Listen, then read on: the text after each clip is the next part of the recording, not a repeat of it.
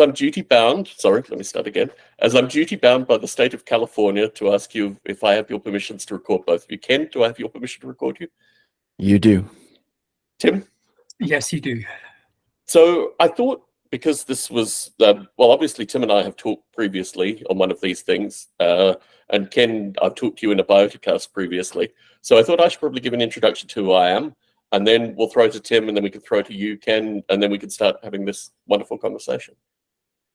Sounds good. So I'm Tom Barbalet. I'm the host of what this thing is now called, which is Last Monkey Standing. It was previously called the BiotaCast, which is how I know Tim and Ken previously. So just really interested in the field of artificial life. We're interested in the history more than anything, because I think that's the real thing that certainly captivates all of us on this call today. Tim, would you like to give an introduction? Yeah, so I'm Tim Taylor. I have worked in artificial life since I did a PhD in that area in the 1990s. And I've been A-life adjacent ever since. Maybe not always in my direct line of work, but always doing some A-life in the background if it's not, if I've not been in a position where that's my actual job. So yeah, I guess it's about well, coming up to 30 years now. Wow, that's a long time. Did you want me to say a bit more about open-ended evolution at this stage, or? Why not? Okay, well, so that fits quite well into me saying I did my PhD in that area, because my PhD was on evolution in a software system that was filled with self-replicating computer programs. And this was building upon work by Tom Ray called Tierra, which is well known within the artificial life community. But basically, with that kind of system, the basic idea is that you set up a virtual world, which is just an expansive random access memory, and you inoculate that memory with a computer program that has been written by the experimenter, which is a self-replicating program. So what it does is figures out where it starts and ends in memory and copies itself one instruction at a time to a different part of that memory. So then you have two programs which are running, and then they can keep on multiplying exponentially. But you can also introduce mutations so that instructions don't always work as they should do. When they're copying to a new piece of memory, they might accidentally copy the wrong instruction. So you get variation amongst these programs. And so you've got self-reproduction and variation. There's competition for the memory in which to copy, and for CPU time in which to run instructions. So you have all the ingredients for a Darwinian evolutionary process. And I was really fascinated by this. I was really fascinated by Tom Ray's work a few years before me. And he had seen all sorts of interesting things emerge. So he started off with his handwritten self-replicator.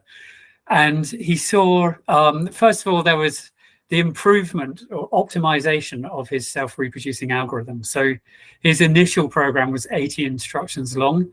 But over time, that got shorter and shorter as evolution decided it didn't need this or that instruction, and there are better ways of doing this. So the full self-replicators got shorter in length and therefore reproduced quicker, and therefore took up more of the memory. But he also saw some really short programs, which were too short to actually be able to reproduce by themselves. And when he studied it, he found that they were parasitic upon full self-replicators. So they would not actually have the whole equipment necessary to make a copy of themselves. What they did was figured out where they started and ended in memory. And then they found a neighboring full self-replicator and sort of passed their instruction pointer over to this neighboring full replicator, borrowed that replicator's instructions for copying the parasite rather than the full replicator. So they were basically stealing another program's code. So they didn't have to have that code themselves. So they were a lot quicker could reproduce a lot faster. So they were parasites, but they could only live when they were in living in conjunction with full self-replicators. And there was various other interesting evolutionary phenomena that were observed in Tom Ray's Tierra. So that's what got me interested in it. And I built a system called Cosmos, which tried to extend Tierra in a number of ways. It was looking at parallel programs, and it was looking at organisms having to obtain energy pellets from the environment, so that they had to obtain energy in order to run their instructions rather than doing that for free. And there are various other changes, and I thought all of these together would improve the evolvability of the system. And basically, they didn't. I got a few interesting phenomena occurring, like Tom Ray did, but like Tom Ray's work, in mine too, after you run it for a while, you've got a few interesting things happening, but then everything settled down to a sort of equilibrium state. And if you ran it for a lot longer than that, it would just carry on at that state, and you wouldn't really see anything particularly remarkable evolving after that. And so that's really got me interested in the idea of open-ended evolution, which is what we see in biological evolution.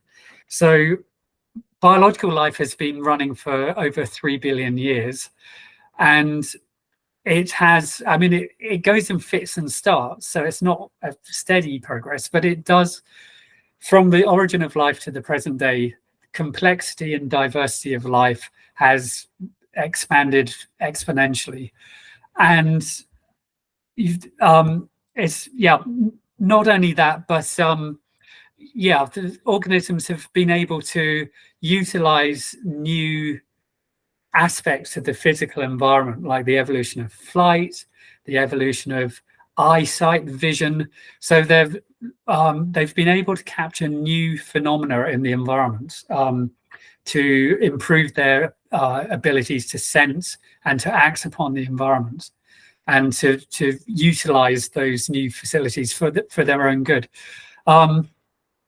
So the central question in open-ended evolution is, what are the design criteria for a system to be able to exhibit that sort of ongoing evolution, so that you could run your program for years or decades or even millennia, and it would continually produce new novel adaptations, and you could come back to it in 10 years' time and it would still be doing something interesting.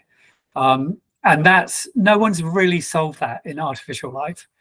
It could be for very boring reasons, that, for example, we've just not run these systems long enough. They've not got enough time, they've not got enough space in which to run. Maybe if you ran it for 100 years, you would see something more interesting. But I think there are certainly plausible arguments to be made for, there are other quite fundamental design issues that are problematic in current artificial life systems. And if you improve those and address those, you might get a lot more open-endedness. So that's basically what I mean by open-ended evolution. And I think I've spoken enough just now, so maybe I'll pass over to Ken for his take on his ideas of what open-endedness is. Okay, thanks, Tom and Tim, first for having me here. I'm really excited about this. It's really nice to be able to have this conversation with Tim. I guess the audience may not know that you're not just a great scientist, but also a great historian, which makes this particularly interesting. Tim has taught me things that I didn't know about my own field, and probably should have known, but I don't think anybody could possibly know as much as you. So it's really interesting to be able to talk to you.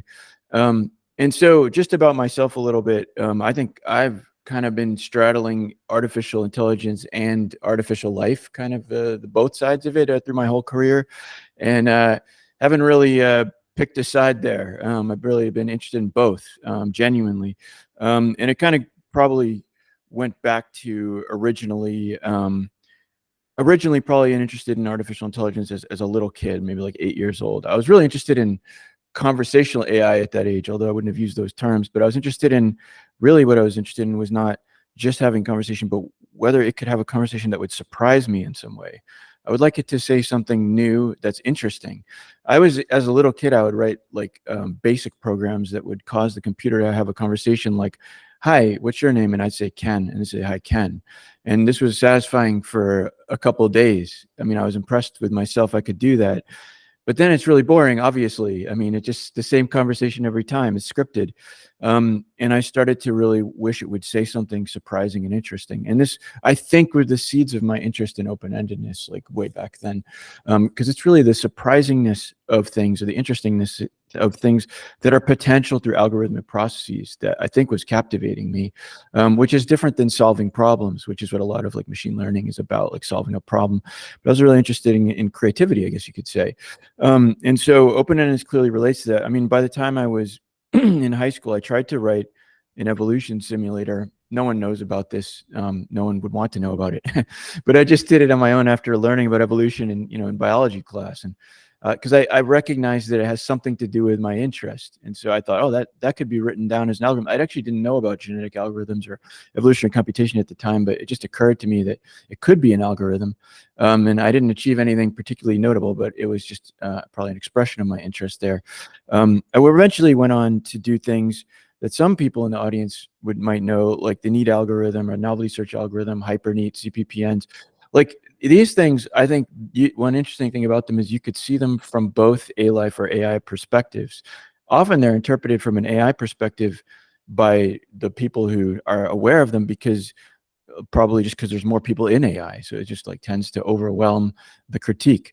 And so it's like, is NEAT better than some other reinforcement learning algorithm? Like you could ask these kinds of questions. But I mean, you could definitely take, and I would take an A-life perspective on these algorithms in addition to the AI perspective. Like I wasn't really just interested in solving problems. Like NEAT, in some way, the NEAT algorithm, for those who don't know, is about neural networks that increase in complexity over generations. And yes, it might be useful for something, but also if you think about it, it's a kind of artistic representation of the idea of increasing complexity, which I wanted to capture in a way that was also subjective, like, because I just like the feeling of it, not just the technical aspect of it, but it's sort of an ode to that kind of process, which isn't really well captured, I think, mostly algorithmically. And that's just thought provoking. Like for me, it's not necessarily clear what it solves, but it's thought provoking and it leads to other ideas. And so I've always been interested in both sides. And I think you can interpret a lot of the things that I've done in both ways. Like you could look at novelty search as a sort of like alternative to things like intrinsic motivation, which is a concept in machine learning. But you can also look at it as an abstraction of the ideas of open-endedness. And I personally don't believe that open-endedness has been solved in any particular way. So there's many abstractions, but nothing has truly like taken, the final holy grail. Like that's like far off and has not been achieved. But I've been interested in pursuing that. I've been trying to do things that would pursue that. And so like over the course of my career, like I went through a lot of different, I've been in a lot of different places. Like I've been in academia as a professor, and I've been an entrepreneur. I mean, I started geometric intelligence with a couple of great colleagues, and we sold it to Uber. And then I was running basic research at Uber for a while, basic research in AI. And then I moved to OpenAI, and I was running the open-endedness team there. So clearly there's an interest in open-endedness in industry. There's an open-ended learning team at DeepMind right now. But one thing that probably will come up in this conversation is that there's a kind of a gap between these two communities, both of which I really find interesting, which is the open-ended evolution community and artificial life, who I love to hang out with. And then there's this kind of like open-endedness community in AI. And I've always felt that these are very similar, or similar is not the right word, that at an abstract level, they're connected enough that they should be talking to each other. That's sort of how I felt. This was a strong feeling that I had, like going back to when I used to spend a lot of time in open-ended evolution, and I used the term open-ended evolution. I didn't use the term open-endedness. At some point, it just, because I spent a lot of time also in machine learning, I just had this maybe you could say an epiphany that like there's there is demand without supply on the other side. Like, in other words, like what we're talking about in open-ended evolution addresses what I felt like was an intrinsic desire that exists in machine learning, but that hasn't really been captured by a name yet or crystallized yet. Like, of course, in the machine learning community, we want to see processes that explode in complexity continue to diverge forever. Like, that's the process of civilization. Civilization is, to me, the ultimate output of intelligence, and AI is about intelligence. So certainly open-endedness is in high demand, but it just didn't have a name. There's not like a place to converge in it in the community. And I just thought, like, look, what's going on here in open-ended evolution is like the stepping stone to the larger field of machine learning, where they should also be talking about these issues. So I spent years, you could say, evangelizing, but I switched the name to open-endedness because I knew if I call it open-ended evolution, I'm going to lose a lot of people. And there's all kinds of historical reasons for that in the field of AI, but also because it's not just about evolution. And this is a potential point of contention. Like, are these really the same thing, or are they totally different things? But I've always thought that it's not that they're the same thing, but they're subclasses of a higher abstract class of algorithms, which means that, like, it's really, like, what we would like to get is to the most unifying abstraction to truly understand how a process works. That's sort of my philosophical view of it. So it's not that I'm, saying like I'm going to work on the machine learning side and the open evolution on that side, and I'm just working on different things. I think that both of them would be benefited by trying to move to the highest level of possible abstraction, which is just open-ended systems in general, to understand the root explanation of how these kinds of processes work. And it is interesting. There's a distinction when you go to open-ended evolution versus just open-endedness, which is like civilization, technological evolution, artistic evolution, these kinds of things. That one big distinction is that the search operator is fundamentally different. Like, something like mutation as a search operator lacks intelligent intent, or intentionality. Like, that could be one distinction here. Like, a civilization has a lot of intentionality. Like, we decide to invent something, like a wheel. It's like, it's got a purpose. I made it for that purpose. But like, evolution doesn't think in this intentional way. So everything is sort of happening for reasons that are only apparent in hindsight. Like, because a mutation is not intentional. And so you have that sort of seeming gap there. But then I think I don't think that really matters that much if you look at this as a highly abstract issue of just how open-ended processes work, because like the fundamental ingredients that allow this process to go over thousands or even hundreds of millions of years, this kind of process, I think we could actually put aside what the search operator is and have that as an orthogonal issue. It's obviously important, but still you get a set of conditions that could unify both kinds of cases, is what I believe, which is why I think it's important for these two sides to be communicating with each other, which is why I was spending all this time, like, proselytizing on the other side of things with the AI side. But it wasn't because I had a plan. It was just I was excited about it. I mean, I was like, they should know about this. They should be talking about this. And it's sociologically interesting to me, but why historically, or even like come to the current day, there are gaps or lacks of connection between these communities when I feel like they have so much in common. But that's maybe something else we could think about. But that's sort of my position there. And I'd love to get into anything on this topic. It's super interesting to me, of course. I agree with just about everything you've said, Ken. I think we first met was it in Winchester, A-Life conference, 2008 or something like that. It was around then. But could be right. Yeah. And you were talking about open-endedness then, and I got the feeling then that we were both talking about open-endedness, but there was just something.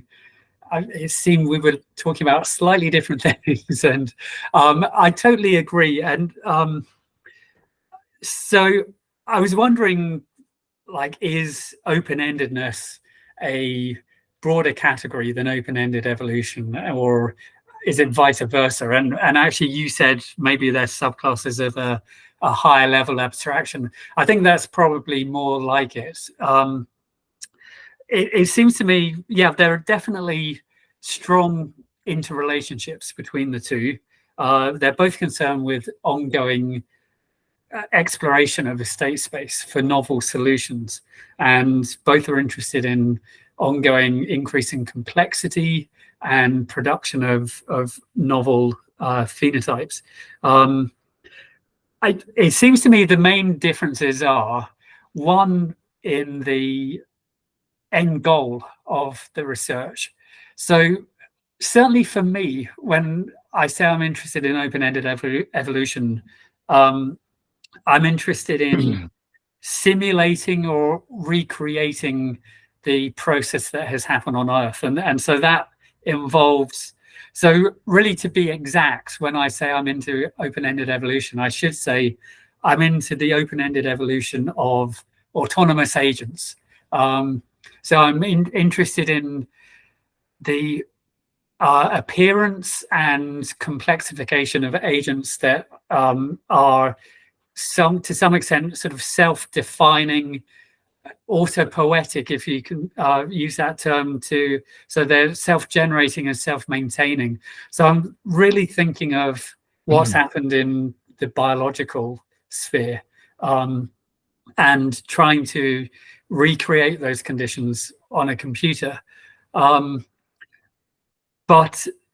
So you've got autonomous agents embedded in ecosystems, with the ultimate goal of creating virtual worlds. So having something like a digital version of Jurassic Park, or something like a second sort of world in a virtual form. So that's the end goal of, or basically the reason why I'm interested in this. And because of that, I'm interested in understanding how mechanisms that are intrinsic to the simulation or to the world itself can generate this ongoing production of novel forms and novel agents. And so processes of evolution and mutation, generation of form, all of those things, from my point of view, I'm interested in simulating how they would happen within a system itself, so intrinsically. And I think that's the main difference. So my view of open-endedness, and maybe you won't agree with this, but my view is that it's, in terms of a goal, the sort of end goal of pursuing that research is that it's not so much interested in regenerating exactly what happens in biological evolution, but this general idea of ongoing production of novelty and complexity. And to do that, you're quite happy to use extrinsic mechanisms. So not within the system itself, but you would, for example, provide mechanisms for maintaining diversity, or sort of judging how novel a particular organism is compared to what's come before, and maybe keep a bank of the most novel solutions from previous generations. So I think, to me, they're the main differences, but then there are all these similarities in terms of exploring search spaces, increasing complexity, and ongoing unveiling or sort of ongoing generation of novel solutions and novel forms. So the question to me is whether those similarities are enough to, I mean, to what extent there is common ground between the two. And I think there is common ground in terms of understanding how to generate sort of systems with an ongoing capacity for searching a search space. But once you get down into a certain level of detail, I think that's where where things diverge a bit in terms of what sort of mechanisms you are looking to simulate. Yeah. So actually, just a quick terminology note, because one of the first things you're saying about the fact that these are maybe two different things, where there's some higher level abstract unifying concept. It's a little unfortunate or confusing, but I was hoping that the term open-endedness would be the unifying umbrella term. But what's missing then is that there's no term on the machine learning side. Like there is the A-Life side has the OEE, or the open-ended evolution side. And then that's saying, okay, in a hierarchy, like at the top is open-endedness, so that this is a subtopic of open-endedness. But on the other side, the things you're saying that are like algorithmic with intrinsic mechanism, or extrinsic mechanisms, like that kind of thing, which is a machine learning-ish concept. Maybe there's not really a name left for that. But I was hoping to get the top level thing, because I wanted to bring things together in a unified way, not to divide them. So anyway, it is what it is, whatever people tend to think the way they think, but that was what I was hoping to achieve. And so in any case, that's semantics isn't really the most important thing. It's really like, what are we actually trying to do? But the thing is, like, I like the A-Life worlds. I like the stuff you're talking about too. I mean, so it's not really, I'm like on the other side or something. Like, I mean, I always like that too. But you know, I admired the work, like including yours, that was in that area. And it's like, I agree that like a world that actually recapitulates a natural evolution like process. It doesn't have to be, like you said, it doesn't have to be like a carbon copy of what happened on Earth. In fact, I don't know if that would be the most interesting thing. It's sort of interesting to create alternative worlds in some way. But that would be like an incredible achievement, extremely interesting. And I've often thought about how that could actually work, as you have. I mean, like in the most grandiose sense, like how could you really get something that's like deserves to be on the front page of the New York Times or something, like within that sphere? And like one of the problems with it is that it's hard to fund, you know, like, because it's like when you look at you know, like something like OpenAI, or it's obvious why like someone could pour billions into it, because the social implications are obvious. You know, obviously some of them might be bad, but they're certainly profound if it all worked out. Where here it's less clear, like there are hardly any social implications. Like if you had some interest, like it's like maybe it'd be cool for a video game, like you could explore and find new animals. Maybe you could do kind of like pseudo-biological work, like you could look at these artificial organisms, figure out how they work, kind of like what biologists do with real life. But it's not quite as useful as biology, because like in biology, if you discover some phenomenon or substance, some chemical, like it could help to do something. Like it could provide energy sources, it could provide food, it could cure a disease. Like that's not going to happen if you find like how an artificial life form works. It's unlikely. So it's like it's less practical. I'm not saying there's no practical implications, but it's just less obvious. And this makes it really hard to figure out. Like when I spent time at some points in my life, like trying to think, would I want to sit down and try to get like funding to do this? You know, because I felt like I could think this through like really ambitiously. Like it should be, somebody should spend like $100 million. I mean, like $1 billion is easily being spent on like training these large models in the field of AI. Billions, not just a billion, probably. We're going up to billions. So society's willing to invest that. But we haven't even come close to even like, you know, a fraction would be $100 million on a single A-Life run. But like you said, for all we know, it just has to go longer. That's like the main problem, is just, and that could be like orders of magnitude of difference from what we've been doing. And then it's just a matter of money, basically. But I was kind of inhibited by the fact that I couldn't figure out the pitch from a commercial point of view. Like it was hard to figure out what the return on investment is. And that was disappointing, because I'd be really excited to do that. So that's an aside of that, because that's certainly something that still captivates me, and I can't help thinking about it. But when it comes to like the things that have the extrinsic mechanisms, like the archives of what have been discovered before, like evolution doesn't have that, obviously. Like the computing novelty explicitly, like evolution doesn't have an explicit novelty computation or natural evolution. Like things like that, like these are things that you see in the novelty search algorithm. Then you see in successor algorithms like quality diversity algorithms, and all of the and things like a poet algorithm. Like there's all these successors to the novelty search algorithm that have built on this idea and then tried to expand on it, but they have these extrinsic mechanisms which are, you could say, unnatural, so to speak. But like one reason that I moved in that direction is that, like, I mean, I don't feel beholden to any particular thing. Like I am extremely interested in the sort of like pure, ideologically pure artificial life world. But I also am interested in like the idea that, is it possible that like we've been misleading ourselves, or not necessarily misleading, but causing ourselves to miss a bigger picture by concentrating too much on the world and not on the algorithm. like this is a question that I had in my mind, that like, should I think of openness as a state of a world, or is it actually just a purely algorithmic concept, which is a higher level of abstraction that could just be written down algorithmically, and then it's not actually specific to any world? That's what I liked about novelty search. It's like, and again, I don't think novelty search solved open-endedness, whatever that might mean. It's like, it's not the final thing. There should be like well, I made up these terms, strong open-endedness versus weak open-endedness. Like, I think like there's a lot of weakly open-ended algorithms and worlds that have been somewhat successful, but there's no strong open-endedness yet, other than in the real world.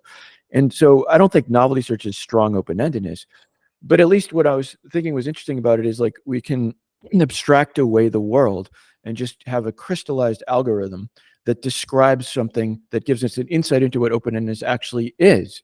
And that allows us to say that like this could operate in any conceivable world, including things that aren't even worlds, like in the usual sense, which is why you could run novelty search on a robot. Like, it's not a world, but it has some of the flavor of what happens in those worlds. But it's nice because now it's just an algorithm and it's not attached. And you know, the history of artificial worlds, as you've alluded to, has been to some extent disappointing. I don't mean disappointing in the sense that the scientists who worked on them should feel ashamed, not that kind of disappointing, but disappointing in the sense that like it has exposed that there's like a missing set of ingredients here that we don't really know.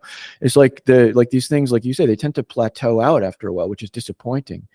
And so it seems like it could be that like by focusing too much on the worlds, you're asking to see that over and over again, just another thing that plateaus and another thing that plateaus. And I certainly noticed this in artificial life worlds, and I don't want to pick on any particular one, but you know, you kind of watch them and it's like, well, that's cool. Like this little bug's chasing that little bug. But then like 10 days later, this little bug is still chasing that little bug. And you're like, is this actually getting any more interesting? Like, it's really unclear what is going on. But in the space of something like, you know, like the gates of a robot, it's like much easier to see explicitly and in a short period of time that, yeah, this thing found a lot of interesting stuff really fast. And so we know that like there's something interesting going on, and the interpretability is much higher.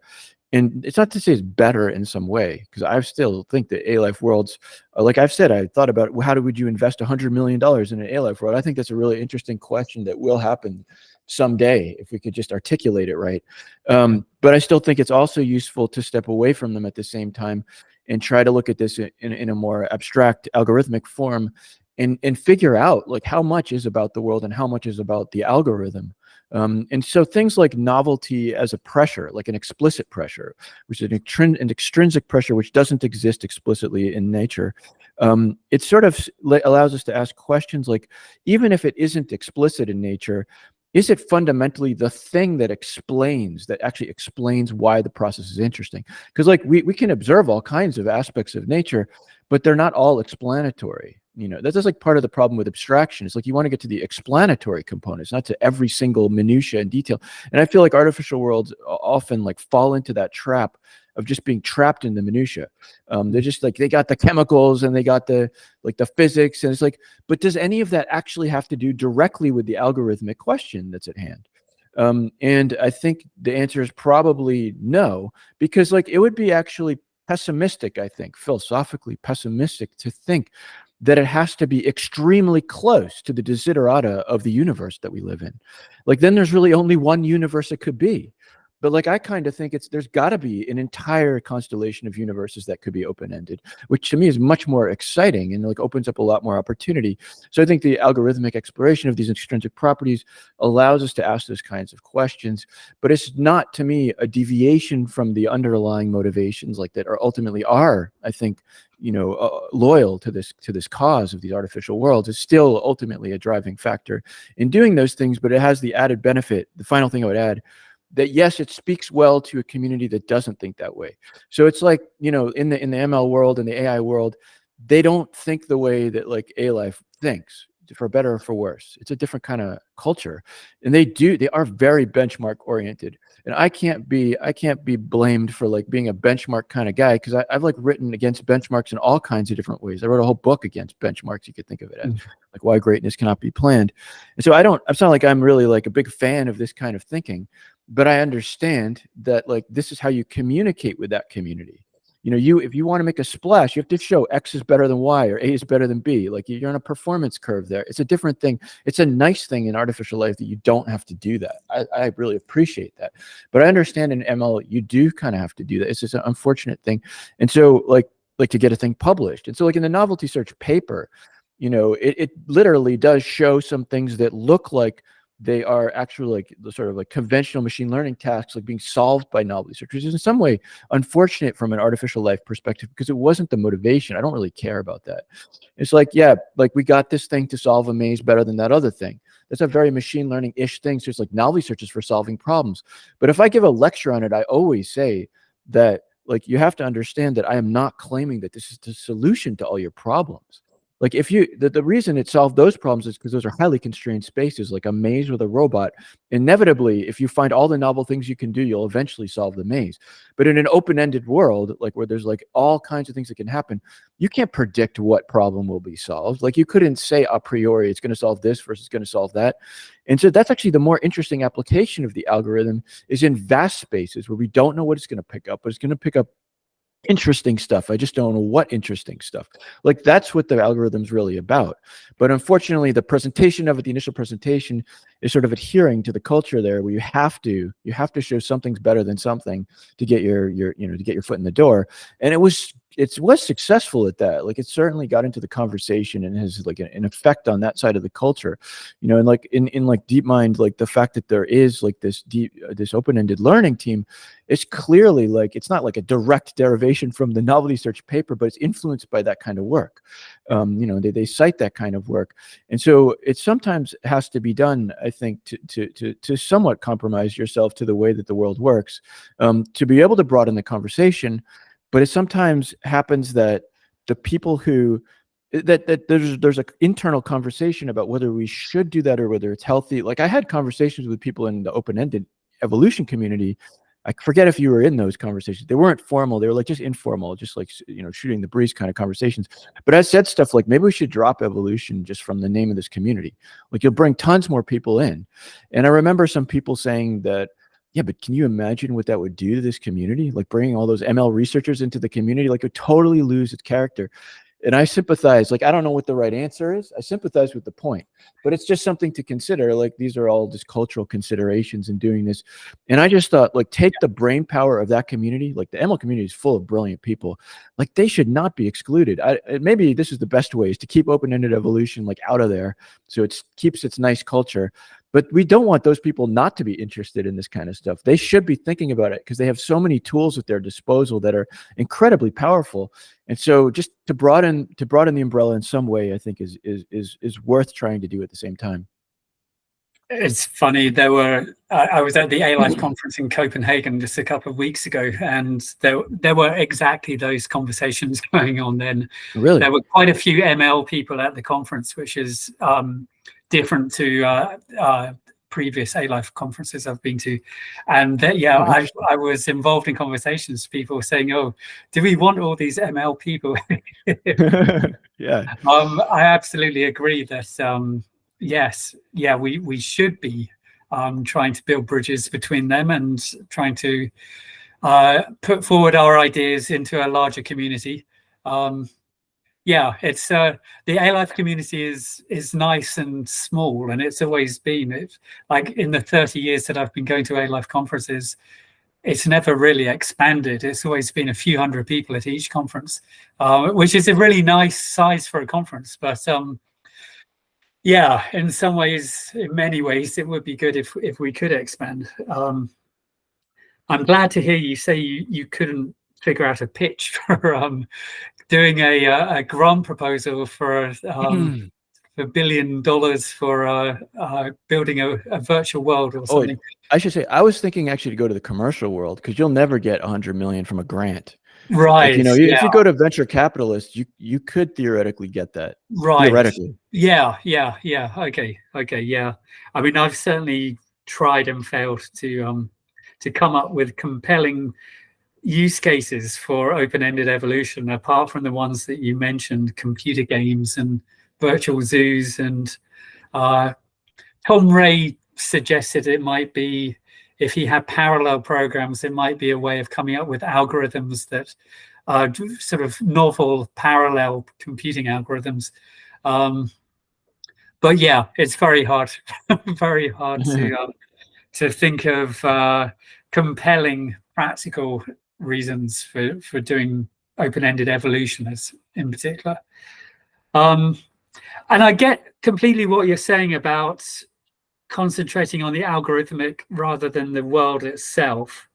And just to clarify, I mean, I'm not sort of saying that any of the work on open-endedness is in any way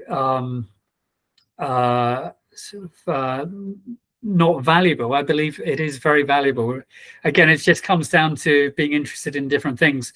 So from my point of view, concentrating on the world, I don't think there's been enough concentrating on the world in terms of open-ended evolution, in terms of, in particular, concentrating on the nature of the environment and the relationship between organisms and environment.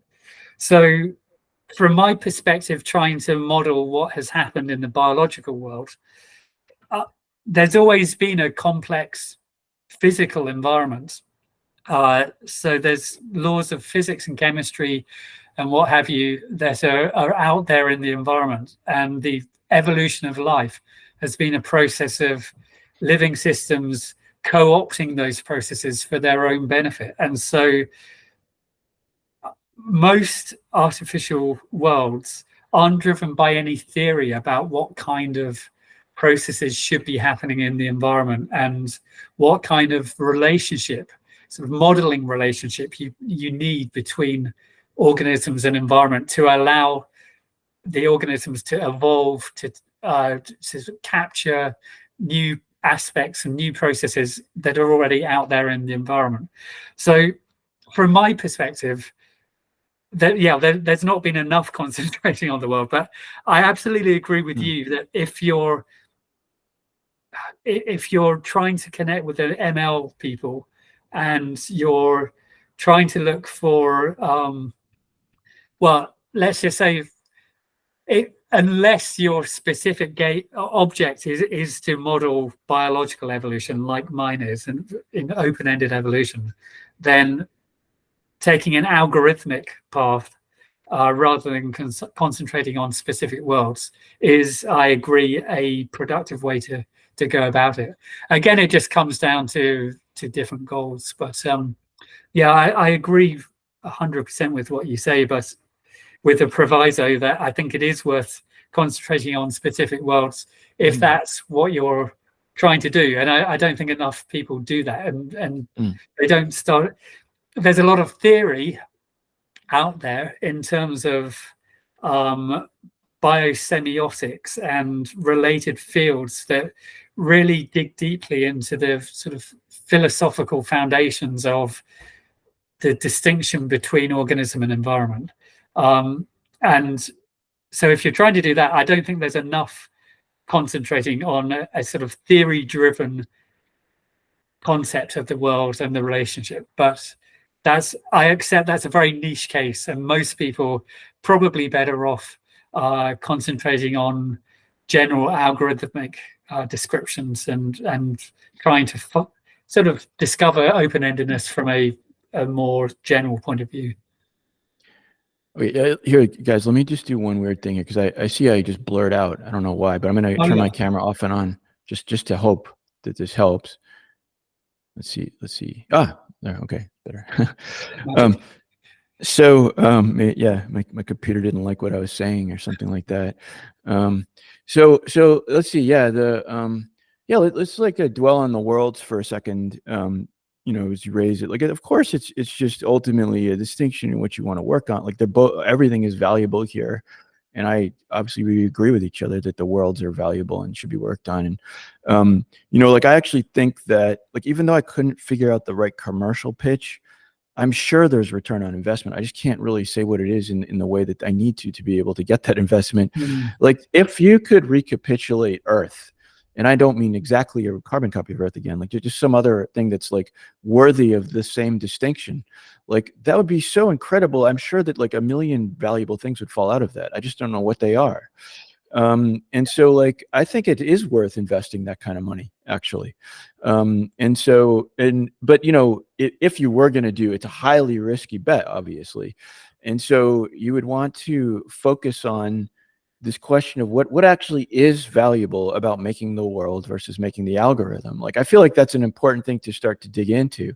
You know, besides just that it's interesting, but like, why is it interesting, particularly? I mean, some of us just like going in one direction or another. You know, it's like, you know, you like cooking and I like music or something. Like, who knows? Like, that there's no, like, you don't have to justify it. But like in this case, I think it's useful to justify, because if you really think that this should be happening scientifically, it's like, how are we going to convince people to actually back it? And like 100 million is kind of, I mean, that's like over ambitious. And maybe like, let's even get $1 million. That'd be it. I don't know anybody's ever gotten $1 million for a run. Like, let's just for the compute, like forget about the labor, like just to $1 million of compute, like that'd be incredible for A-Life. I don't think A-Life in its history has ever spent that kind of money on a single run of anything. But like an AI, that's like a drop in the bucket, is nothing, which is pathetic. I mean, why can't we get this kind of thing? Because I'm convinced that like the right kind of run would be worth $1 million or even $100 million. The things we would learn would be out of this world. But then like we'd have to justify it, like, because it's like, what are we really trying to learn here? And like part of the problem is like the most disappointing outcome would be just to see what we always see, which is like, you know, little dots chasing each other around on the screen. In this case, like instead of for like 1,000 generations, for 1 million generations. And then it's like, well, why did we just spend $100 million? And so what is missing there? And actually, I think that like there's a some of the what's missing question, like the what's missing question, I don't know if people use that label that much, but it's like, I think there's a general consensus that there is a what's missing question in the field of open-ended evolution. It's like, there's something we're trying to like figure out, like there's a missing element here. And like, I've heard people like say, well, there's a hypothesis about richness. That word comes up sometimes. Like that the universe has intrinsically this property, which is not well defined, which we might call richness. It's just rich. Like there's so many possible things that could be out there. You know, like protein structures, the laws of physics. It's just really rich. And this richness hypothesis comes up here and there, you know, from different people's dissertations to papers, and it's sometimes articulated with a different word, but sometimes literally the word richness. But I think that like the richness question is actually a really deep and important question, but it's deep probably because the word richness is actually very unsatisfying, because it doesn't really tell you anything. It's more just like saying, yeah, there's a problem, we don't know what it is. Because what is richness? I can't really say just from the word richness. But I feel like what's interesting about it is that from the algorithmic side, like if you look at just purely algorithmic kinds of treatments of open-endedness, they don't really, it's hard to address that question from the algorithmic side, like this richness question. What causes an environment to be rich? Like on the algorithmic side, you run into a problem that they also tend to plateau. So there's an analogous issue that happens, you know, because ultimately whatever simulation environment you're in seems to also lack richness in some sense. It's like, you know, you can show these processes of like increasing complexity within some limited bounds, and then you hit the plateau, but it's not the fault of the algorithm. That's the funny thing. It's like the environment can't support any, like what else do you expect it to do? You know, it's like when we run novelty search on a robot in a maze, like I would talk to my students like, well, what are all the things it could do that are interesting? Like it could find every location in the maze. Great. Okay, the robot can get to everywhere in the maze. It also could do it in funny ways. Like it could do loop-de-loops to get to somewhere in the maze. But like, will it write Shakespeare? Like it's not going to write great literature ever. Like what would be the point of that? Like there isn't sufficient, you could say, richness in that world for this to actually happen. And it seems like it's a little easier to address it by thinking about it from an environmental perspective, which is not actually an algorithmic perspective. It gets like closer to A-Life, I think, you know, but it's interesting that like, even on the non-A-Life side, like on the machine learning side, I feel like you get forced to think in an A-Life way when you start thinking about wanting environments where it never plateaus. Like there were environments like with the POET algorithm, we were generating terrains for this robot to try to walk over, and the terrains become increasingly complex and difficult, and you'd go all kinds of crazy directions. But like, of course, it does ultimately max out. It's like it's not that it's finite. Like in some, it is finite, like in theoretically, but there's so many possible variations of the terrain that it's effectively could be thought of as infinite. But the thing is, it's not infinitely interesting. It's like a lot of the variations are just the same thing, slightly different. Like it's not actually a fundamentally new experience. And so, you know, it can be interesting for a while, and it actually makes a point about the poet algorithm and says that the environments get more complex, the strategies for dealing with the environments gets more complex. This is cool, but it's like it's not going to go forever, and it's probably we should blame the environment and not the algorithm. The algorithm has this amazing held out potential that if the environment could support it, who knows what could happen. But like we don't know how to engineer the environment, and that's the job of the A-life people to answer, because it seems like it's going back to the richness question. Like at least they should be better qualified. It will be sad if it's actually answered on the machine learning side, because I think they also now have an incentive to answer it as well. But the A-life side should be more comfortable with this question, because like machine learning researchers feel uncomfortable with just like, you know, arguing about environment, because it's not the kind of thing where you have like these kind of proofs where it's like, okay, well, like this has these guarantees under these kinds of situations. It's like the environment is like a different kind of beast from an algorithm. It uses different intuitive apparatus. It's like the expert, or even like the talents of the ML people is much more on the algorithmic side. They don't have a really good talent for like sort of abstracting what is a universe and what makes the universe rich. Like that's a really fundamental question. And I've tried to think about, like I've advanced some hypotheses along this, like that there's richness is related to something roughly like Turing completeness, like the like a completeness in the diversity of possible behaviors that could emerge within that environment or something like that.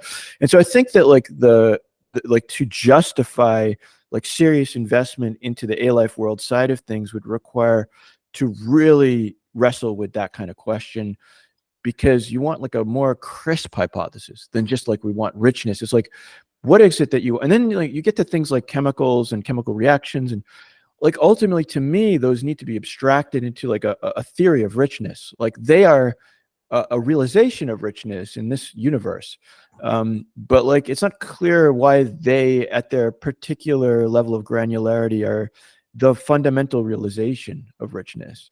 It's like I feel like there's a higher level version of it, like a computational version of it, where you think about like all possible things that can be realized are possible within this system. And like in the universe, there's a sort of a completeness in the sense that like you could actually build computers in this universe and thereby get almost any algorithmic thing to be realized, like theoretically. And the only real constraint on it is space and time. And so like that is an interesting physical property, but it's the interface, or I could think the API of our universe is extremely inconvenient, you know, in the sense that like you have to dig up actual substances out of the dirt, like metals and things like that, like to build the things, to realize all of the possibilities that there are inside of this universe because of the elements and the richness that are there in the beginning. And that's just a crap API, you know, like I mean, programming languages are obviously a much more direct API to like sort of program completeness.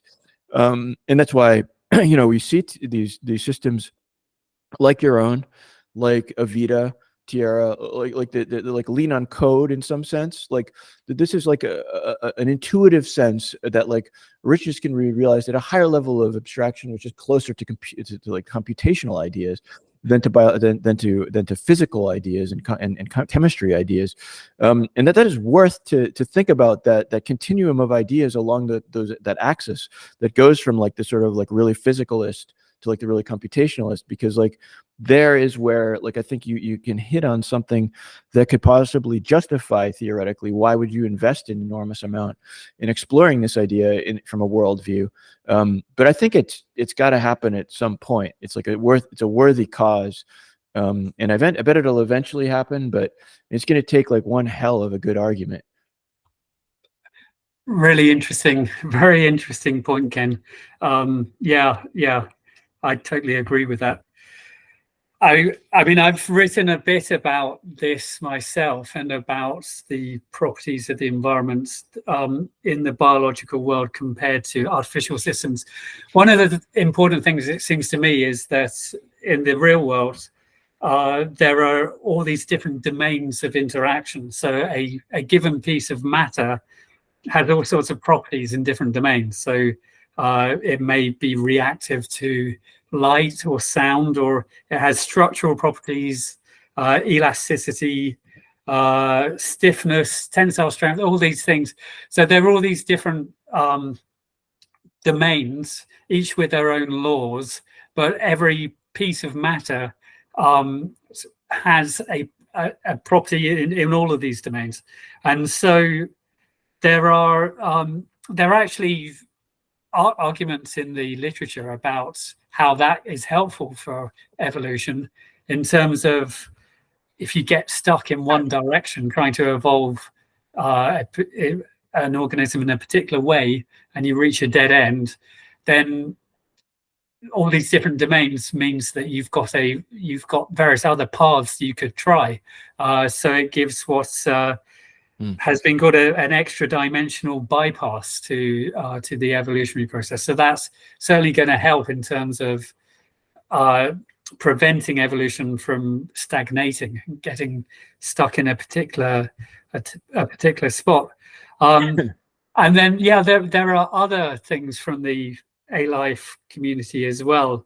In terms of this another is this property of most things in the real world are not black or white, but if you're there's shades of grey in between. So there something might respond to light, for example, if you're looking to evolve a new visual sensor, but it may not respond very well, and so that gives you a path on which to improve through evolution.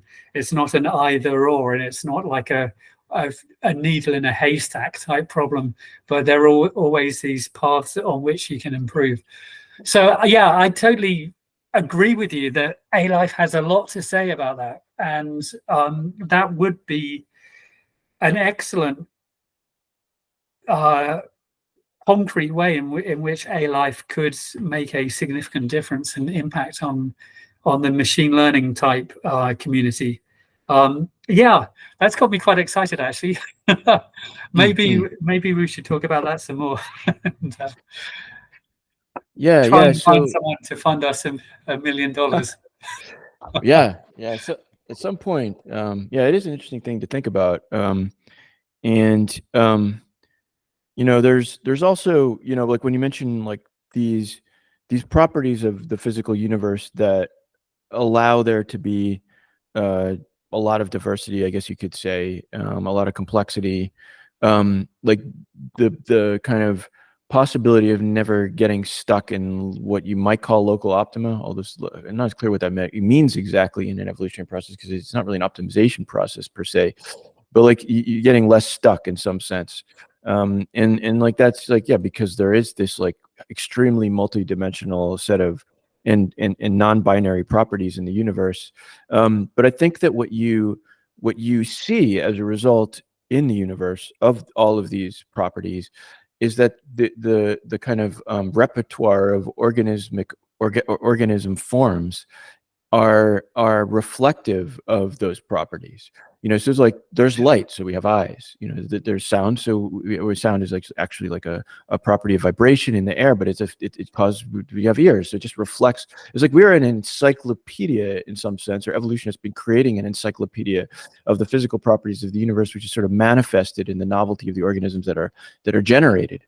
Legs like represent gravity and so forth and so on. And so like one consideration there, I think, is that the more you fashion an environment around properties that are inspired by the properties of this universe, the more you expect to see a recapitulation of that repertoire, for better, for worse. And then like one of the things that is at least worth considering is that at the level of like social utility, like why should somebody care outside the field? Like it's clear that like generally what people care about, not people in A-Life, but just general people, like even outside of AI, but just people in general, are the things that push the cutting edge of what people care about. Like it's in terms of like a new technology, a new art form, like a better story. Like there's like things that we care about, which are just general things we care about. And the problem is that those are more of a function of like where we are as humans than they are like functions of the fundamental physical properties of the universe at this point. Like those are the leading edge of the frontier of civilization. not the leading edge of the frontier of natural evolution. And so that disconnect is potentially a challenge, because like you could imagine there's an A-life version of civilization, like a civilization like A-life process. I like sometimes have grappled with this problem of trying to decide, which one should be invested in, because like at the leading edge of civilization, you have inventions that actually matter. It's like in the leading edge of like some kind of like A-life world, which is like based on the physics of our universe. You have things that don't really matter. You have like walking robot like things, but like a walking has already been invented, and it's just like basically reinventing something we've already seen before. But like at the leading edge of civilization, you really have the next generation of ideas that actually matter in the world. Now, there's no technology delivering that today. I mean, LLMs or whatever the biggest large models today, I don't think they're doing that. They can't do that. You can't just say, well, humans can just stop inventing stuff and we'll just like hand the baton over to the LLMs. That just won't work, because they aren't actually able to be creative in that open-ended way.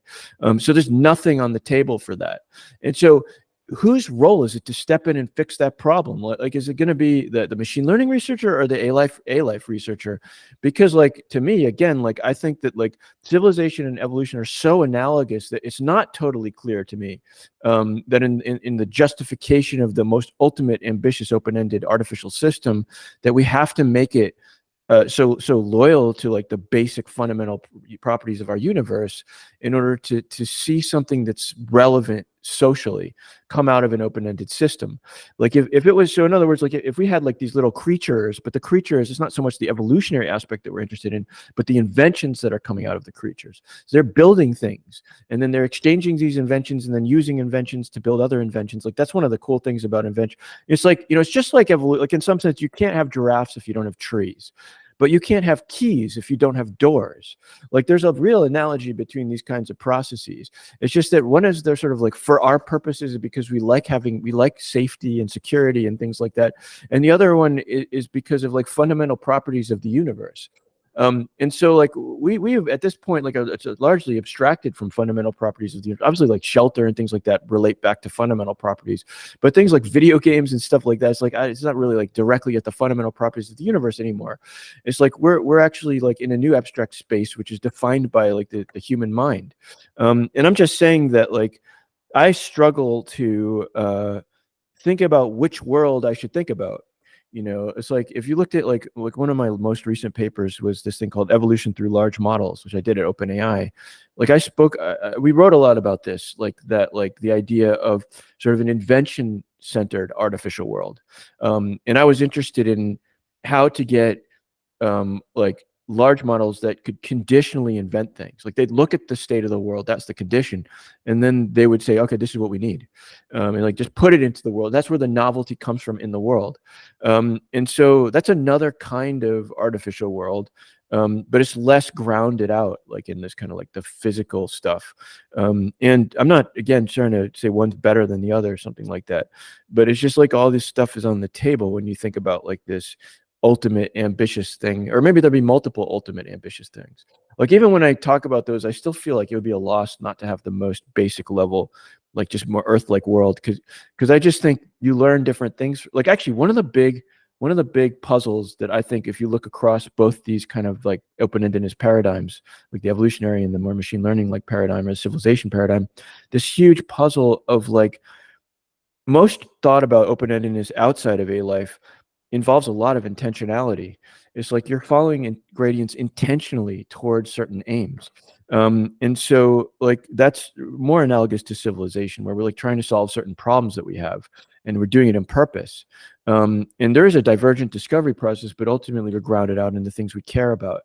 But like it's really weird that evolution is like the evolution on Earth is the only standing example of something that doesn't require like an intentionality in order to have an incredibly prolific inventive system.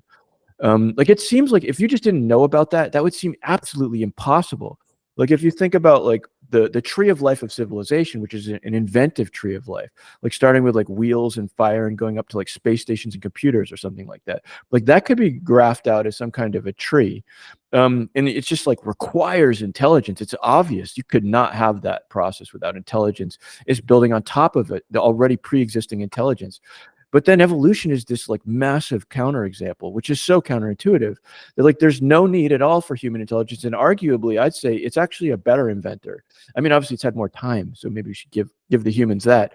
But like the inventions are better than anything engineering's been able to do. Like human level intelligence kills AI.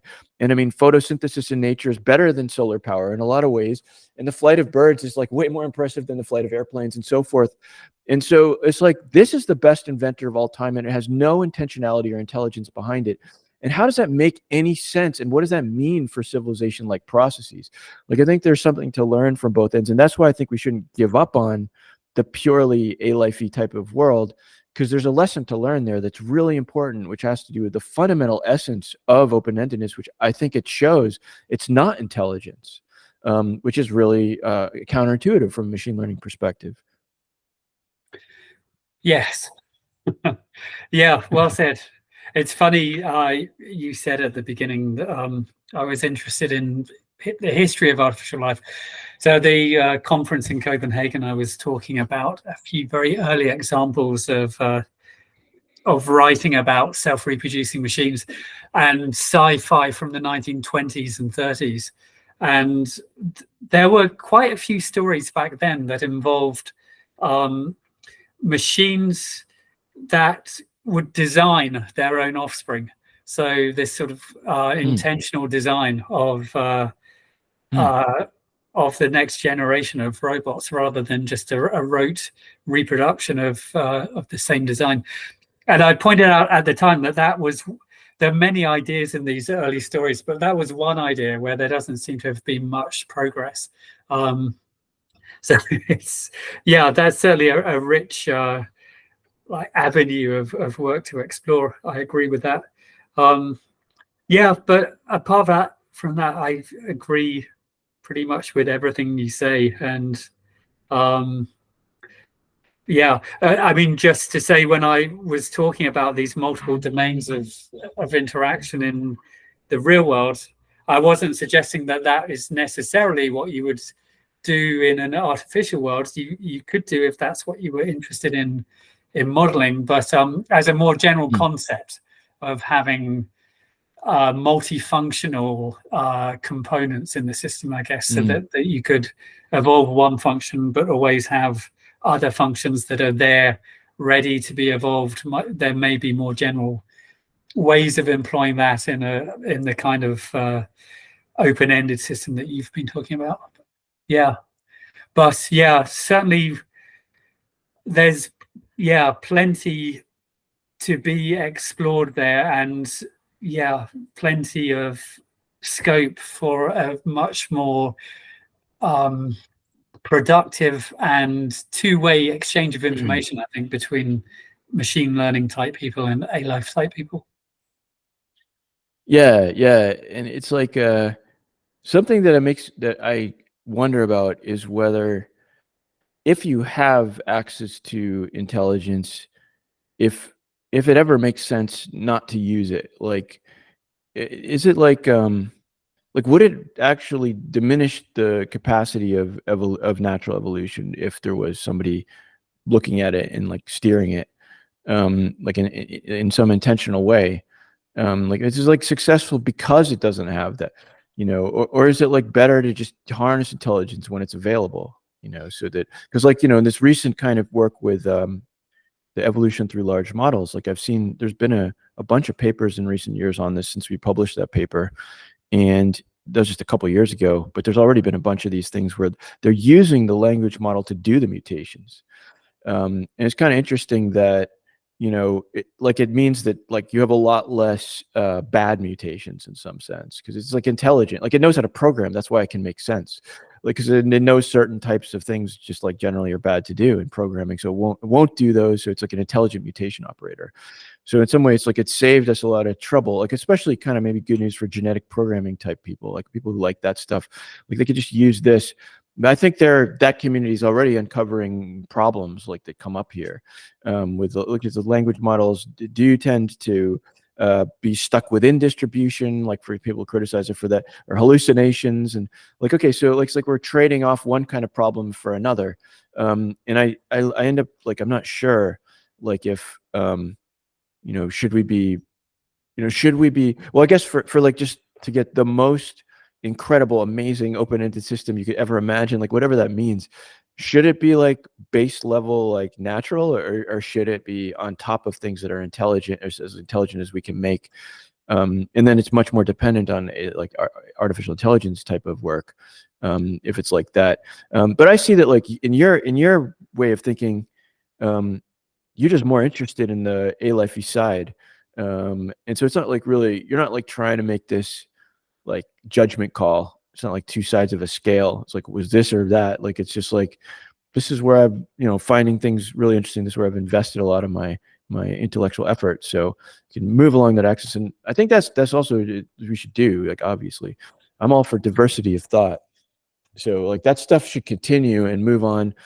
But we need to get to an A-life world that's like exciting. That's like a real failing of the field. And it's like one of the things I think that's like dragging us down, is that they're just so uninspiring at the end of the day outside the community. And that's been a real downfall. And it's very reminiscent of AI in some ways, or like, say, artificial neural networks, which were like really underwhelming for decades, like what they could do. And Minsky wrote a book about how sucky neural networks are, the perceptrons. Yeah. And then, like in the 80s, there was some excitement, but then like it just got killed because everybody said they just get stuck in local optima. And it's like, it took decades to get to a point where somebody was willing to just build something huge. And then it showed that actually all these things you thought were limitations aren't actually. And I feel like A-life is in a rut like that. It's like, this has got to work at some point. Like, it has to. Like, we know it's worked in the real world, but like, we've got to like start getting serious about it. What's the equivalent of the deep learning version of A-life? Yeah. Well, actually, what's the equivalent? Like, going back to exactly that question. I mean, one line of thought is that by having much larger populations,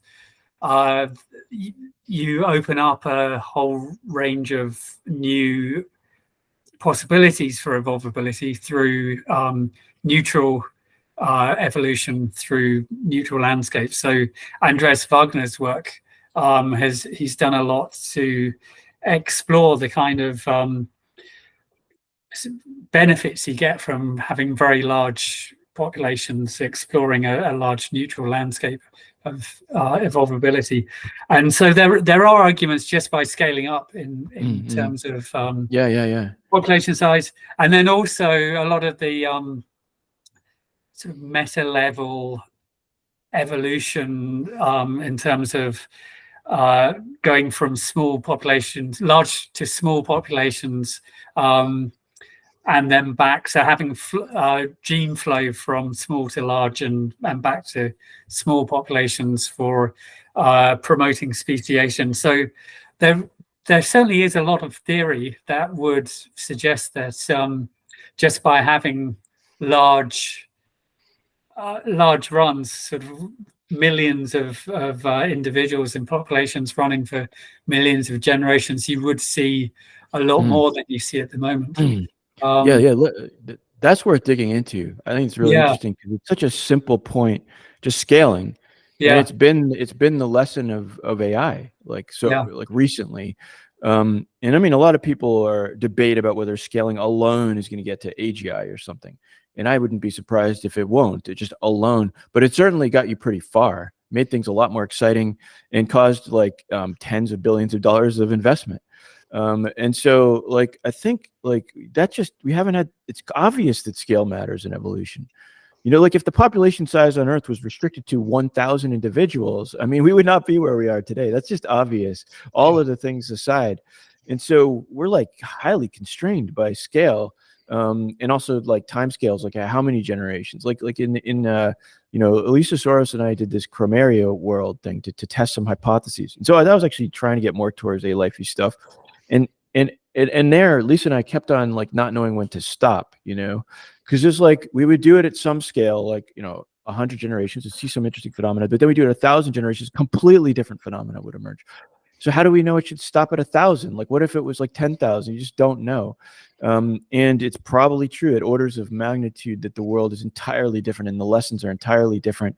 And it's somewhat analogous to deep learning, where it's like a neural network with a few hundred connections is just a completely different universe from a few hundred billion connections in terms of what it does and what its like fundamental properties change, like local optima. Like those 100-dimensional neural networks get stuck for sure in local optima, and it was a legitimate criticism. But 100 billion dimensional neural networks don't. And there's all this like theory about saddle points and the fact that like you actually almost never truly in a local optimum, like it might seem like one, but there's so many dimensions that you can escape because you're in 100 million dimensional space. So you're probably never truly stuck anywhere. And so this is why, like with enough training, you can just keep on moving and moving and moving into a better direction. And like probably, things like that start emerging in evolutionary landscapes. I mean, like you're saying, at extremely high scale, which is why like it's a huge loss for science that we're not looking at that. Like it's true that it's expensive. It's ridiculously expensive, but like we just haven't had an opportunity to take a look. And I could just imagine the things that we would see at high scale in both like time and space, or I guess you could call it like really it's really about like memory and compute, like is really the like concrete issues. Like if we could have the access to the kind of memory and compute as deep learning, like it would be a completely different game. Actually, one of the big differences I saw at the A-Life conference this year compared to the previous one I went to, which was 5 years ago, was there were a lot of people doing stuff with GPUs and shaders and using like Google's JAX library and stuff like that. So there was a lot more emphasis on really sort of high power, high compute stuff. Cellular automata type things. But so I thought that was really exciting. I think a lot of it seems to me there are a lot of people very excited about this and doing a whole load of very cool new stuff. But it seems you need to, from my perspective, they need to sort of talk a bit more to the people with more of a theoretical understanding of what are the interesting questions to. I think there's a lot. There's so much potential for doing sort of high scale, really large population, long run evolutionary algorithms. So yeah, I think that is I was very excited by that, and I think a lot's going to come out of that. Yeah, and it's I think it kind of like there you can see an analogy with AI because there's a question of which one ultimately will we put our money on, because it's very hard to make that decision to spend, let's say $10 million, because like I think GPT-3. I mean, I wasn't there for that, so this isn't like because I was part of that. I wasn't part of that, but I think what I read in the media is somewhere around $10 million of training. And so that was an example of one of these things of let's just finally just put all our eggs in the basket, just go. And like because like GPT-2 was not particularly amazing. What it was interesting. Like it's just interesting. And it was very interesting actually, because it was the seed of a revolution. But like the people who recognized that were a special type of people because like they were willing to spend $10 million to go to the next level. And just no way to know that it would end up being like that revolutionary as it would be. And so, but it's a very risky thing to spend $10 million. And that's like that's a very scary bet placing thing. And so like in the analogous event that would happen in A-Life, it's got to be really principled, like the way that this is thought through, like you don't want to place that bet wrong because it'll set the field back by years. Like if we spend $10 million to do nothing, then it's like, well, yeah, A-Life is just like a bunch of wackos doing nothing. You spend $10 million to get some little ants to run around in a circle. Like you've got to we need to really think about this. Like what's the equivalent of GPT-2 in the world of A-Life, if it even exists yet? Because it's a world to really double down and invest.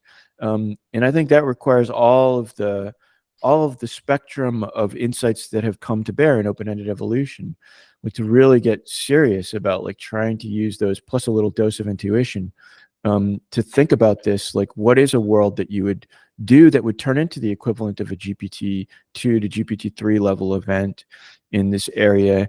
And it needs to be thought through very carefully, I think, because it's like, so it is risky, not just in terms of wasting money, but to the field and its reputation and ability to try again.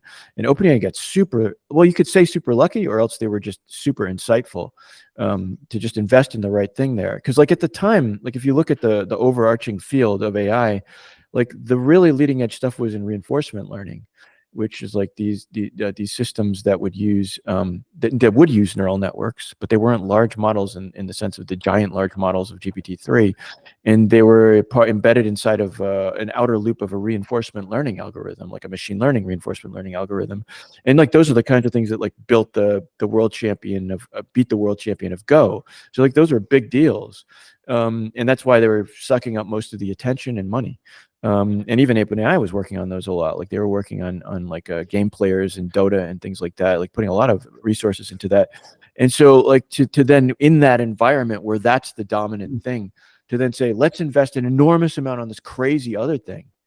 Like that's a daring and insightful move. Do you think COVID, which, sorry, Ken, yeah. sorry. Yeah. Do you think COVID was part of this?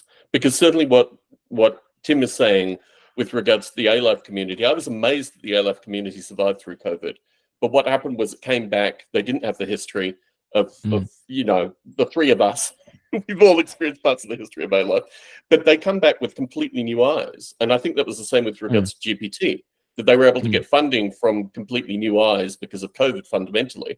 And I think COVID has been a turning point with regards to basic, and it's mixed metaphors for what you're both saying. But yeah.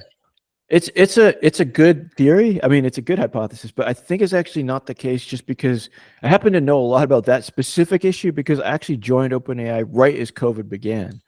This was like that's why it's so memorable to me, that moment in history. Like I know what was going on. You know, this was a horrible experience for me, but everybody, obviously COVID started. So it's like March 2020. It happened to be just right then when I was leaving Uber and moving to OpenAI. So it was right there at the cusp of that. And so GPT-3 was already there. And it was like a really dramatic experience, you know, because like I was, because I had to start a new group and I couldn't actually ever meet them in person. It was like the weirdest thing. And it was like really nerve wracking and obviously upsetting. And but anyway, like, so like GPT-3 was there. And I had meetings right before that happened. Like I was being interviewed, like I was talking to the people like Ilya, where he was telling me about all these exciting things about GPT-3. So that kind of inflection point had already happened. And so I think that what caused it was something else, which is historical. I mean, there's always some historical precedent like that leads to some weird jump like that. Like it had to do with things like that, you know, this like Dario, who had been at a different company, he had joined OpenAI at some point. I don't know exactly when, but he was like the co-lead scientist there with Ilya. And Dario had come up with these people telling him that something won't work if you don't do some fancy stuff. And he kept on having this experience that all he had to do was scale this thing up. And like it wasn't a language model, but he just had come to this philosophical conclusion that scaling is way more powerful than people give it credit for. And it's other people believe that, but I think he might have been one of the people who believed it the most. Like he truly believed it in his soul, that's like everything you need is scaling. And to this day, because he founded Anthropic, I think that's like what's driving him. And I actually think he might be going too far in that direction, but it sort of gets you over the hump of, should we really spend this money on this? Now that's just speculation. Again, I wasn't there when it happened. And I'm sure Ilya who comes from a different background, you know, where he was like looking at larger and larger neural networks in deep learning for vision purposes and things like that, also had some of that spirit. So it all kind of converges at a point.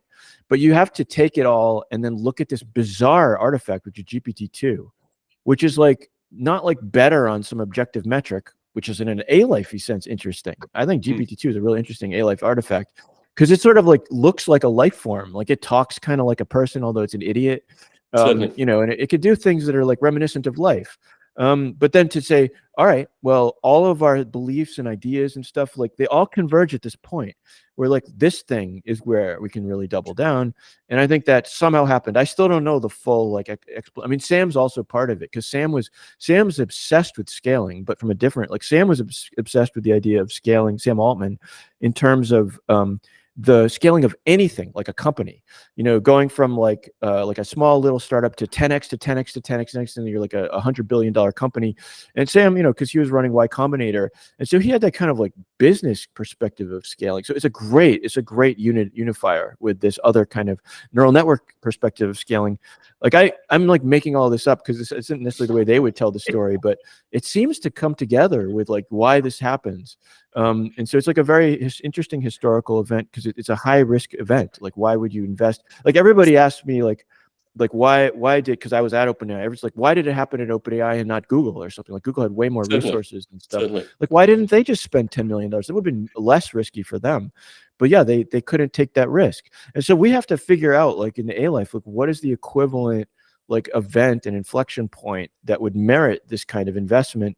Is harder for us, which is why it's taking longer, because we have less social capital. Like it's not as clear what the benefit's going to be for humanity, which makes it much harder because the arguments are there. Like, why would this be great if it did work out in AI? It's obvious.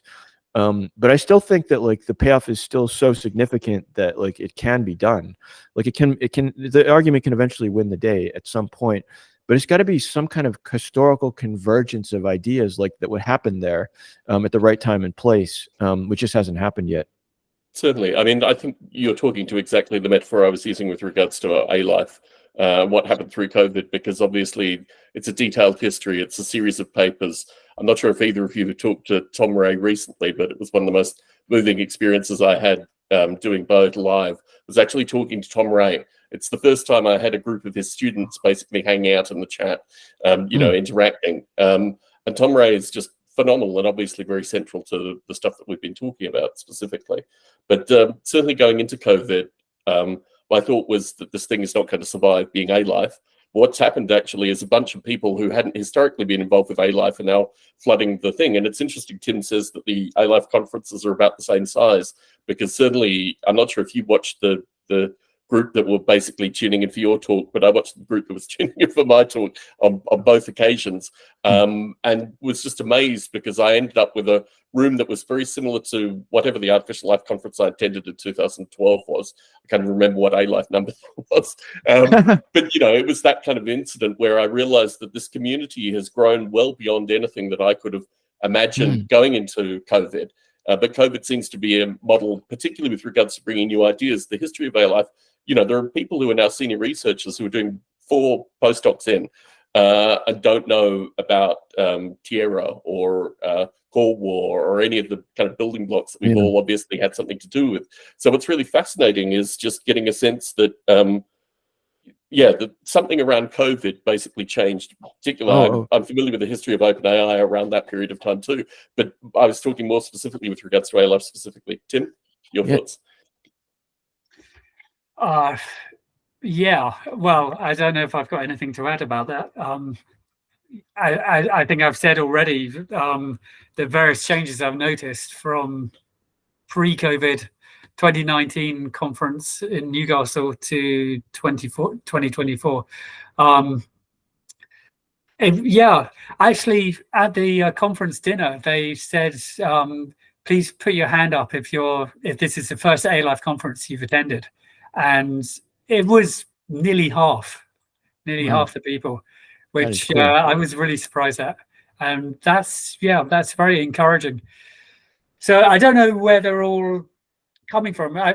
So it's the first A life conference I've been to for 5 years, but that's not to say there haven't been. There's still been a conference every year, although they've been online until the last one. Maybe I don't know. I don't know if during COVID, more people found out about A life through, or more people were able to attend maybe conferences because they were virtual and therefore a lot cheaper to get to. I mean, maybe that was some of it. So, that is encouraging. I think that's really nice. The resilience of this community. I mean, I wasn't there for this A life, but I'm really happy to hear that. And it's kind of I sometimes notice that people who become disillusioned with AI sometimes start coming over to A life just to see what's going on. I've known some very top tier AI researchers that have done that, and like they're nobodies in the crowd in A Life. Nobody really knows who they are, but they're just like sick of the whole like way that the whole culture works in AI, which is very benchmark driven. And they're just like, this is a more open-minded place. There's pros and cons to both, obviously, you know. Like there's also downsides to being super open-minded. Like you get more cranks basically, but you also have more creativity. And so it's like worth kind of peering over to the other side and seeing what's going on there. And like sometimes more interesting ideas are happening there. So I would encourage anybody, just in case there's an audience here, who's interested, like who is an AI person, to go over and check out A Life, because it's super fun. It's true that like the rigor like quotient is less or something, you know. It's like there's a little bit more kind of like we'll just do stuff because it's fun, but like still like there's way more creativity there, and the trade-off can be worth it, like to give you new ideas and stuff like that. Yeah. Gentlemen, it's been an amazing conversation. There were a couple of things I wanted to end with. I have a story of $1 million run. We should probably do that for another conversation. Let's move that one aside. But yeah, I think certainly a lot of really interesting stuff. I was contacted on Sunday by Dave Deemer, who you might have heard of. He and Bruce Damer have been working together, and he actually discovered my IEEE paper from, I don't remember when it was, 2004. And decided to contact me because he wants to come on this podcast, or videocast as it is now. So it'll be wonderful having David Deemer on. There's a phenomenon that's been occurring recently, which has been distilled in Google Discovers A Life, which I think is a very interesting metaphor. But I've been contacted by a number of people just in the past week associated with this phenomena. And I know, Tim, you actually talked about it at the A Life conference, and I didn't realize Andy Pargelis did the paper you passed on to me from 1996 struck me as just being very fascinating, because obviously you've got Margaret A. Bowden's book coming out then. Obviously you have Tim Leary already. Stephen Levy. But it's just a phenomena that 1996 was kind of a turning point with regards to a lot of stuff. Can you talk a little bit about your conversation about the Google Discovers A Life idea that's currently going on?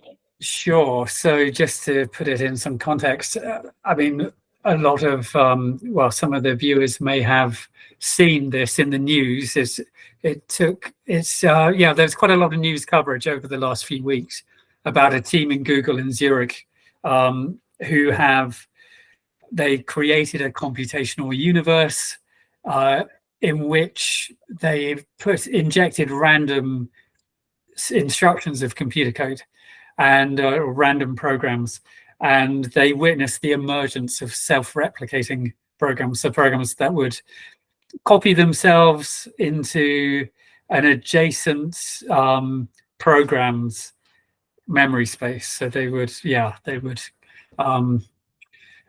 reproduce in that way.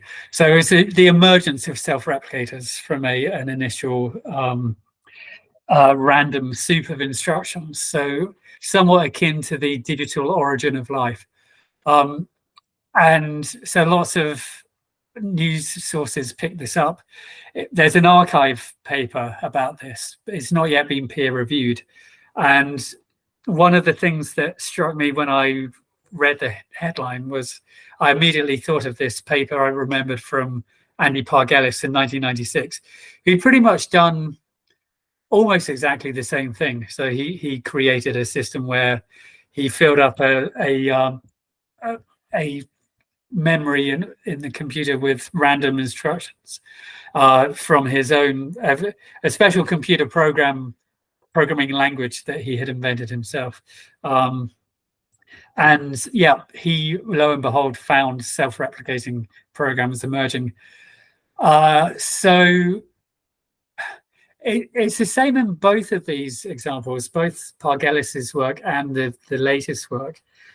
I'm kind of these are languages that, well, in Pargelis's case, he made up the language in which these programs were written specifically so that you could have very short self-replicating programs. And although Google didn't invent their own language, it was a very simple language they use, such that you could get very simple self-replicators. And then they run the system for a long time, injecting random programs into it. And all of a sudden they find a self-replicator. So I mean, to look at it from a critical point of view, you could say, well, that's just really proving the laws of probability, that you've got a system where you're quite likely to find self-replicating programs, and lo and behold, if you run it long enough, you find a self-replicating program. That's being a bit harsh on it, but there are, I guess one thing you could expect or hope to see evolve out of that would be some interesting kinds of self-replication. So maybe some forms of self-replicating algorithm that you've not thought of before. I don't know if there was anything particularly interesting in this Google preprint, but and what they're doing is slightly different to Barbalet, but yeah. Anyway, so I had the opportunity to speak to one of the co-authors of this paper, who was head of this lab in Zurich, so Ettore Randazzo. And yeah, he's coming into this area of A-life quite new. So he was an interesting guy to talk to, and very helpful, very grateful to be pointed in the direction of previous work in this area. So yeah, it was interesting to talk to him. I find it interesting in itself that Google have a research group in Zurich who are doing this A-life type work. And it's not just this particular paper, they're doing a variety of other papers, similarly exciting A-life type stuff in cellular automata and other such fields. So yeah, I look forward to seeing what comes out of it.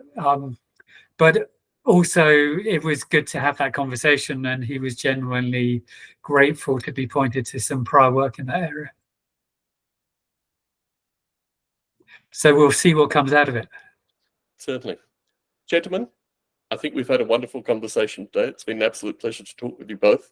This is what we try to do here in Last Monkey Standing, and Imi Khan and I had a very wonderful conversation previously, and I've recorded some great videos, but this is a standout one from the ones that I've recorded so far. So thank you both very much for bringing a quality of discussion that is just very easy to listen to and very enjoyable. Thank you, Tom, and thank you, Ken. It's been a pleasure.